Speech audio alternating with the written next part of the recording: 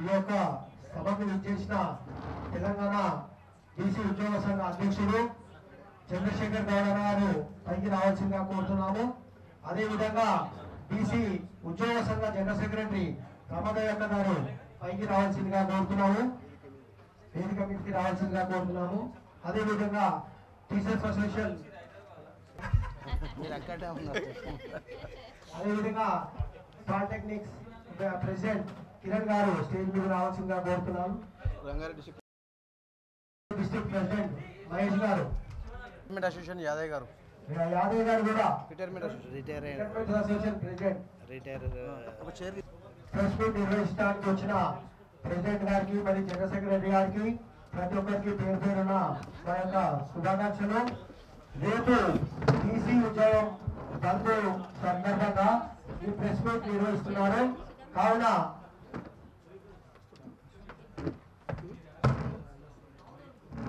కిరణ్ గారు మాట్లాడాల్సిందిగా కోరుతున్నాను.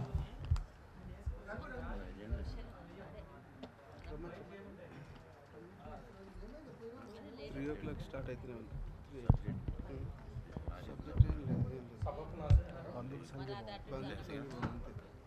ఈరోజు తెలంగాణ బీసీ సంఘం రేపు వందుకిచ్చిన పిలుపుకు అనుబంధంగా బీసీ సంఘాలన్నింటినీ యావత్తు అందరూ ఇక్కడికి వచ్చి రేపు బంద్ను సక్సెస్ చేయాలని ఇందుకు ఈరోజు ఈ మీటింగ్కు అధ్యక్షత వహిస్తున్న మన చంద్రశేఖర్ అన్నకు, జనరల్ సెక్రటరీ మన రమాదేవి మేడంకు, మన టీచర్స్ ప్రెసిడెంట్ సార్ అన్నకు, మిగతా ఇక్కడ విచ్చేసిన మిగతా వాళ్ళందరికీ నా యొక్క నమస్కారం.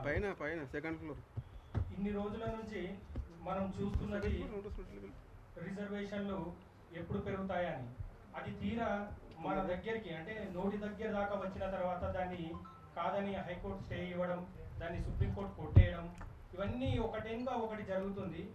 ఈరోజు మనం బాగా అబ్జర్వ్ చేయాల్సింది ఏంటంటే ఈడబ్ల్యూఎస్ ఎకనామికల్లీ వీకర్ సెక్షన్ అనే ఒక సెక్షను ఒకరోజు పార్లమెంట్ అంటే లోక్సభలో ఆమోదం పొందుతుంది, రెండో రోజు రాజ్యసభలో ఆమోదం పొందుతుంది, ఇంకో 2 రోజుల తర్వాత ప్రెసిడెంట్ రాష్ట్రపతి సైన్ అయి బయటకు వస్తుంది. అట్లాంటి చట్టాలు వచ్చే టైంలో ఎవరు మాట్లాడలే, ఎవరు అడ్డుపడలే, ఏ రెడ్డి జాగృతి సంఘాలు రాలేదు, ఇంకే జాగృతి సంఘాలు రాలేదు. ఈరోజు ఏ రకంగానైతే పాపులేషన్ పరంగా సెంద్రు రోజు న్యూస్లో కానీ ప్రతి దగ్గర మాట్లాడుకుంటున్నాం. ఇది మంచి పద్ధతి కాదు. కాన్స్టిట్యూషన్లో మనకు ఒక అమెండ్మెంట్ ఉంది, ఎంత జనాభా ఉంటే అంత రిజర్వేషన్ తీసుకోవాలని. ఏదో అందులో 50% మించితే కాదు అనేది అది తప్పు.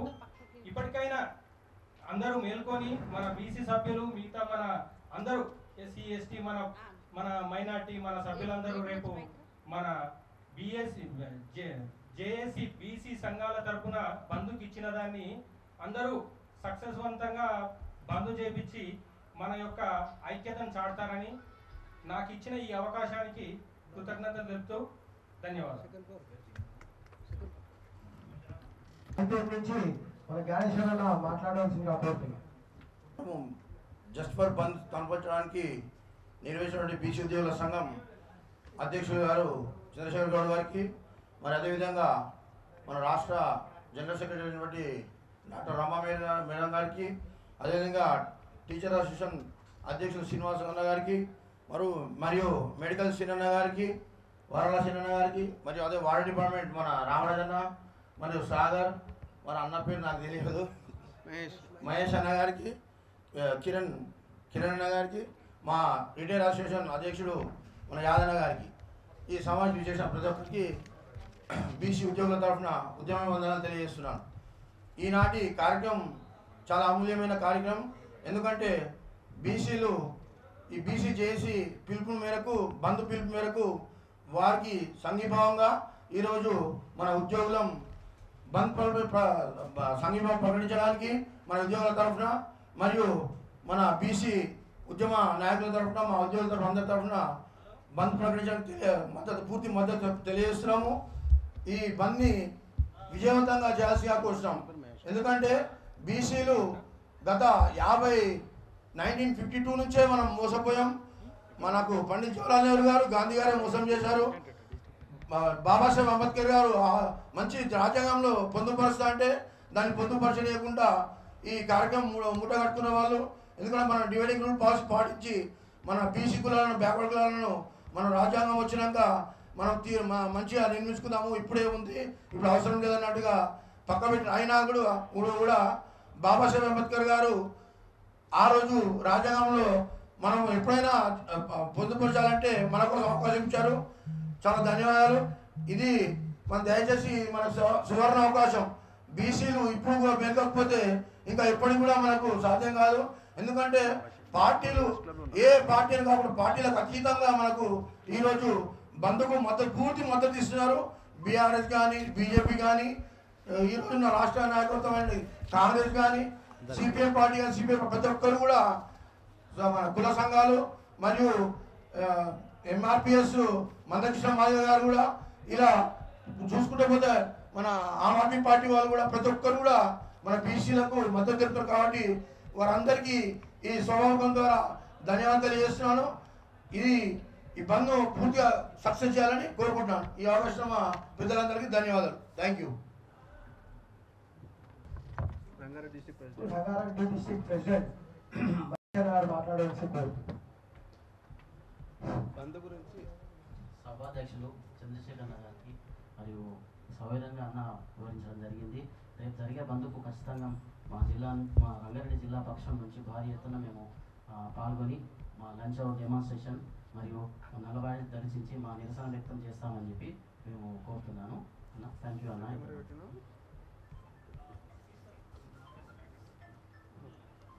సాగర్ మాట్లాడారు.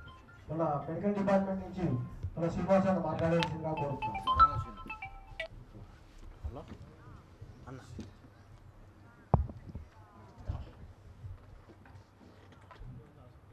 ఎల్బీ స్టేడియం ముందు వైపు ఉంటుంది కదా,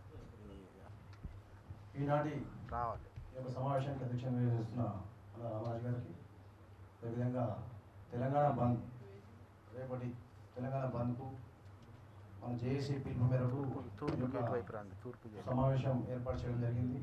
రాష్ట్ర అధ్యక్షుడు చంద్రశేఖర్ గారికి, మరి ప్రధాన కార్యదర్శి రమ మేడం గారికి, మరి టీచర్స్ యూనియన్ అన్న శ్రీనివాస్ గారికి, పాలిటెక్నిక్ అన్న శ్రీనివాస్ గారికి, కిరణ్ కుమార్ గారికి, మహేష్ గారికి, రంగారెడ్డి జిల్లా అధ్యక్షుడు మహేష్ గారికి, అదేవిధంగా రాష్ట్ర జ్ఞానేశ్వర్ గారికి, అదేవిధంగా రిటైర్మెంట్ ఉద్యోగుల సంఘం అధ్యక్షుడు యాదవ్ గారికి పేరు పేరు ధన్యవాదాలు. ఈ యొక్క సమావేశానికి ముఖ్య ఉద్దేశం ఏంటంటే రాష్ట్ర వ్యాప్తంగా ఉన్న వివిధ శాఖల అధ్యక్ష కార్యదర్శులు అందరికీ కూడా గత వారం రోజుల నుంచి ఈ కార్యాచరణ జరుగుతున్నది. అందరికీ మెసేజ్ పెట్టడం జరిగింది మన రాష్ట్ర సంఘం తరఫున. రేపటి జరగబోయే బంద్కు ఏ ఉద్యోగులు కూడా వెనుకంజ వేయకుండా కార్యాలయంలో అందరూ బ్లాక్ ప్యాచెస్ ధరించి మన కార్యాలయంలో విధులు బహిష్కరిస్తూ అందరూ కలిసికట్టుగా ఈ యొక్క ఉద్యమానికి ముందుకొచ్చి మన బీసీ ఉద్యోగులందరూ ఏకం చేసి, అదేవిధంగా మిగతా సంఘాలను కూడా ఏకం చేయాలని చెప్పేసి మేము గత 4 రోజులుగా టీఎన్జిఓ సంఘాలను కానివ్వండి, మైనార్టీ సంఘాలను కానివ్వండి, అదేవిధంగా టీ యూనియన్ సంఘాలను కానివ్వండి, అదే లచ్చిరెడ్డి గారి యూనియన్, ఇది అనేక సంఘాలు మనకి ఏవైతే ఉన్నాయో ఉద్యోగ సంఘాలు అనేక సంఘాలను కూడా గత 4 రోజుల నుంచి కలవడం జరుగుతుంది. వారు కూడా మనకి యొక్క బంద్కు సంపూర్ణ మద్దతు తెలుపుతున్నారు. మనకు వారు కాకుండా ఇప్పుడున్న రాష్ట్ర ప్రభుత్వం కూడా మేము గత 4 రోజుల నుంచి కూడా అందరినీ మన బీసీ సంఘ మంత్రి గారిని, మహేష్ కుమార్ గౌడ్ గారిని, బీసీ అధ్యక్షుడు మహేష్ కుమార్ గౌడ్ గారిని, వి హనుమంతరావు గారిని గత 4 రోజుల నుంచి వీళ్ళందరినీ కంటిన్యూగా కలవడం జరుగుతుంది. వారు కూడా మనకు పూర్తి మద్దతు ఇస్తున్నారు. అదేవిధంగా బీఆర్ఎస్ పార్టీని కలవడం జరిగింది, బీజేపీ పార్టీని కలవడం జరిగింది, మైనార్టీ పార్టీని కూడా కలవడం జరిగింది, అనేక రాజకీయ పార్టీలను కూడా కలవడం జరిగింది. వారందరితో పాటు కూడా మనకు పూర్తి మద్దతు ఉంది. ఈ యొక్క మద్దతుతో మనకు బంధుకు ఎటువంటి అవాంఛనీయ సంఘటనలు జరగకుండా అన్ని పార్టీలు కూడా మనకు మద్దతు తెలుపుతున్నాయి. బీసీటీయూ ప్రధాన కార్యదర్శి శంకర్ గౌడ్ అన్న శంకర్ గౌడ్ గారిని వేదిక అలంకరించాలని కోరుచున్నాము. బీసీటీయూ గారు రాష్ట్ర ప్రధాన కార్యదర్శి శంకర్ గౌడ్ గారిని వేదిక అలంకరించాము. కాబట్టి ఈ యొక్క ఉద్యమాన్ని బలోపేతం చేయడానికి మన బీసీ ఉద్యోగుల సంఘం రాష్ట్ర అధ్యక్షుడు శేఖరణ గారు, మన మేడం గారు చాలా పెద్ద ఎత్తున కృషి చేయడం, వారం 10 రోజులు అంది పెద్ద ఎత్తున కృషి చేయడం జరుగుతుంది. అన్ని శాఖలు కూడా కంటిన్యూ వారం 10 రోజులు అన్ని శాఖలు తిరగడం జరుగుతున్నది. ఎవరిని కూడా ఉద్యోగస్తులను కూడా ఎవరు మన సోదరుని ప్రతి ఒక్క సోదరులను కూడా కలుపుకొని ఈ యొక్క ఉద్యమాన్ని భారీ ఎత్తున మనకి మంచి అవకాశం ఇది. మన నోటికాడికి వచ్చిన బుక్క లాక్కోవడం జరిగింది. మిత్రులు అగ్రవర్ణాలు కూడా మన సోదరులు, మన శాఖలలో కూడా మన అందరితో సోదరభావంతో మెలుగుతాం. మన ప్రతి శాఖలో కూడా అన్ని కుల సంఘాల కులాలు ఉంటాయి. మనం అందరితో సోదరభావంతోనే మనం ఉద్యోగాలు చేసుకుంటూ వెళ్తున్నాము. కానీ ఎక్కడో చిన్న పొరపాటుతో మనకు మొదటికాడ బుక్క ఇచ్చి లాక్కున్నాడు చేసినారు. దానికి ఏదో కుట్ర పండుతున్నది. ఇది మన కోసమే మంచి అవకాశం. ఈ అవకాశాన్ని మనం సద్వినియోగం చేసుకొని రానున్న రోజుల్లో మన జేఏసీ ఆదేశాల మేరకు ఈ యొక్క కార్యాచరణ ఎటువంటిదో తెలియదు, కానీ రేపటికి బంధు మాత్రం అందరూ బంధుకు సహకరించి విజయవంతం చేయాలి. రానున్న రోజుల్లో మనకు జేఏసీ ఇచ్చిన ఆదేశాల మేరకు వారి కార్యాచరణతో మేము ముందుకుంటాం. ఉద్యోగ సంఘాలు జేఏసీ ఏ పిలుపుని ఇచ్చినా కానీ మా రాష్ట్ర బీసీ ఉద్యోగ సంఘం తరఫున, మా వైద్య ఆరోగ్య శాఖ ఉద్యోగ సంఘం తరఫున మేము ముందంజలో ఉంటామని చెప్పేసి కూడా ఈ అవకాశం ఇచ్చిన పెద్దలకు ధన్యవాదాలు తెలుపుతూ సెలవు తీసుకుంటాం.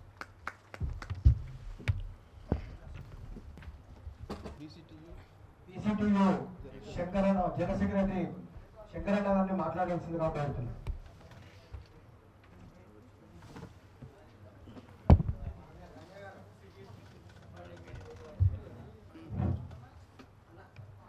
ఈనాటి తెలంగాణ బీసీ ఉద్యోగులు ఉపాధ్యాయుల జేఏసీ సమావేశానికి అధ్యక్షులు మరియు ఈ కార్యక్రమానికి వచ్చేసిన వివిధ డిపార్ట్మెంట్ నుంచి వచ్చిన బీసీ ఉద్యోగులు అందరికీ బీసీటీయూ రాష్ట్ర శాఖ పక్షాన ధన్యవాదాలు తెలియజేస్తూ, ముఖ్యంగా మరి మన రాష్ట్ర ప్రభుత్వం మరి ఒక అడుగు ముందుకు వేపించి 2 అడుగులు వెనక పెట్టినట్టు పూర్తి స్థాయిలో మన 42% రిజర్వేషన్ని మరి అమలు చేస్తుంది అనుకుంటే చివరికి వస్తేవరకే కోర్టులో అబాస్ పాలు కావడం జరిగింది. మరి ఆ రిజర్వేషన్స్ని సామాజిక వర్గాలైన బీసీ సామాజిక వర్గాలకు అమలు పరచాలంటే ఖచ్చితంగా మరి రాజ్యాంగంలోని 9th షెడ్యూల్లో చేర్చి అమెండ్మెంట్ రాజ్యాంగ సవరణ చేస్తే తప్ప మరి ఆ ఫలాలని మనం బీసీ వర్గాలు అందుకోలేకపోతాయి. మరి ఎన్ని విధాలైనా ప్రభుత్వం ఆ విధానంలో ముందు కొనసాగవలసిందే. దానికి మరి ఆ విధానానికి పూర్తిగా ఖచ్చితంగా అమలు జరగడానికి కోసం మన బీసీ సంఘాలు అన్నీ కలిసి ఏకతాటిపైకి వచ్చి మరి 18వ తారీఖు నాడు మనకు మరి సంపూర్ణ బంద్ పాటించాలనే ఒక నిర్ణయానికి వచ్చారు. దానికి మరి బీసీ ఉద్యోగులు ఉపాధ్యాయుల తరపు నుంచి మనం కూడా సంఘీభావం తెలియజేస్తూ దానిలో పార్టిసిపేట్ అవ్వుకుంటూ మన విధానం ప్రకారం ఉద్యోగులం కాబట్టి మన విధానం ప్రకారం మనం మరి నిరసన తెలియజేయడం లేక ఆ కార్యక్రమానికి మద్దతు తెలియజేయడం పూర్తి సంపూర్ణంగా ఉండాలి. మరి అదేవిధంగా ఇలా రాష్ట్ర మొత్తంలో మరి 33 జిల్లాలలో ఉన్న బీసీ టీచర్స్ మరి అత్యధిక భాగం టీచర్సే ఉన్నారు ఎంప్లాయీలలో. మరి అందులో 90% టీచర్లలో 90% మన బీసీ వాళ్ళు ఉంటారు కాబట్టి మరి వాళ్ళకు ఇప్పటికే లేట్ అయింది. వాస్తవానికి ఒక 2 రోజుల ముందరనే మనం నిర్ణయం తీసుకొని చేస్తే బాగుండేది. సరే, ఏదేమైనా నిర్ణయం తీసుకున్నందుకు మరి ధన్యవాదాలు తెలియజేస్తూ మరి ఈ కార్యక్రమంలో మరి రాష్ట్ర సత్యమ శాఖ జేఏసీ ఏ నిర్ణయం తీసుకున్నా మనం ఆ నిర్ణయాన్ని కట్టుబడి ఉండి ముందుకు కొనసాగి మరి ఖచ్చితంగా రాజ్యాంగ సవరణ చేయించైనా లేకపోతే ఏ పద్ధతులైనా మనకు మరి 42% రిజర్వేషన్స్ విద్యా ఉద్యోగులలో కూడా రిజర్వేషన్స్ పొందే విధానంగా మనం సాధించాలని తెలియజేస్తూ ఈ అవకాశం ఇచ్చిన అధ్యక్షుల వారికి ధన్యవాదాలు తెలియజేస్తాం. ఈ యొక్క మీడియా సమావేశాన్ని ఉద్దేశించి జలమండలి బీసీ ఉద్యోగుల సంఘం అధ్యక్షులు రామారాజు గారిని మాట్లాడవలసిందిగా కోరుతున్నాం. జై బీసీ. రేపు జరగబోయే తెలంగాణ బీసీ జేఏసీ సంఘాలన్నీ బంద్ ప్రకటించిన విషయం అందరికి తెలిసిందే. ఈ బంద్కు మా జలమండలి నుంచి ప్రతి ఒక్కరికి నేను విజ్ఞప్తి చేస్తున్నా. మరి నేను చెప్పినాను కూడా, ప్రతి ఒక్కరు వచ్చి బీసీ మనకు రిజర్వేషన్ లో చాలా ప్రాబ్లమ్స్ ఉన్నాయి. ఈ పోవాలంటే మనకి 42% రిజర్వేషన్ అనేది మనకు వస్తే మన ఉద్యోగాలలో కూడా ప్రమోషన్స్ అనేది ఉంటాయి. మనం అందరు దీనిలో భాగపంచుకోవాలని కోరినాను. అదేవిధంగా తెలంగాణ ఎంప్లాయీస్ అసోసియేషన్ మా ప్రెసిడెంట్ నిర్మలక్క గారు కూడా మద్దతు జరిగింది. అదేవిధంగా పొద్దుగాల జేఏసీ చైర్మన్ నచ్చిరెడ్డి గారి దగ్గర కూడా మా ప్రెసిడెంట్ జనరల్ సెక్రటరీ అందరూ వెళ్ళినాం. అక్కడ పోతే లచ్చిరెడ్డి గారు కూడా బీసీ సంఘానికి మద్దతు తెలిపినారు. ప్రతి ఒక్కరు ఈ విషయంలో అందరూ రోడ్డు మీదకి వచ్చి ఈ అవకాశం వచ్చినందుకు మనకు చాలా సంతోషం. బీసీలకు మనకిప్పుడు కాకపోయినా మన పిల్లలందరికీ ముందు తరాల వాళ్ళకి చాలా ఉపయోగపడుతుంది. ఇప్పుడు వచ్చిన మనకంటే మనకు రిజర్వేషన్స్ వస్తే కొన్ని రోజులు రిటైర్ అయిపోతాం. మనకు అంత ఉండకపోయినా కానీ మన పిల్లలు ఇంకా ముందుకైనా అన్నింటిలో రిజర్వేషన్స్ ఉంటే మన పిల్లల భవిష్యత్తు బాగుంటుందని ఈ బంధుకు ప్రతి ఒక్కరు విద్యార్థులు చిన్న కాలేజీ స్టూడెంట్స్ అయినా కానీ ఉద్యోగాలు కానీ గవర్నమెంట్ ఎంప్లాయీస్ అందరూ ప్రతి ఒక్కరు పేరు పేరున ఉద్యోగంలో పాల్గొనాలని కోరుకుంటూ ఈ యొక్క సమావేశానికి నాకు ఈ అవకాశం ఇచ్చినందుకు మా ప్రెసిడెంట్ గారికి జనరల్ సెక్రటరీ గారికి ధన్యవాదాలు తెలుపుకుంటాం. థ్యాంక్ యూ అన్న. ఈ యొక్క మీడియా సమావేశం ఉద్దేశించి తెలంగాణ బీసీ ఉద్యోగుల సంఘం రాష్ట్ర ప్రధాన కార్యదర్శి డాక్టర్ రమా గారిని మాట్లాడవలసిందిగా కోరుచున్నాను.